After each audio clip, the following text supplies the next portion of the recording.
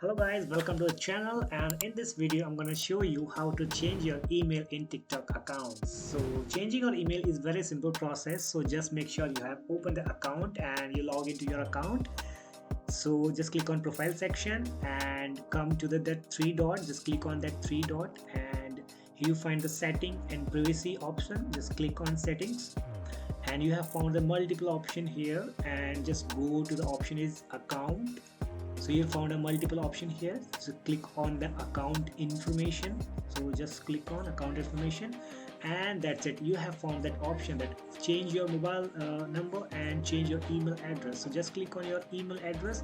Now you have option to unlink your email and change your email. So just click on change email and enter your email that you have registered with the TikTok account, and then the verification code has been sent to your email, and that's it. Your email has been changed. So that's how you can change your email address in TikTok account. So that's for the video, and if you found this video very helpful, please don't forget to hit the subscribe button and press the bell icon. I'll see you in the next video. Till then, bye bye.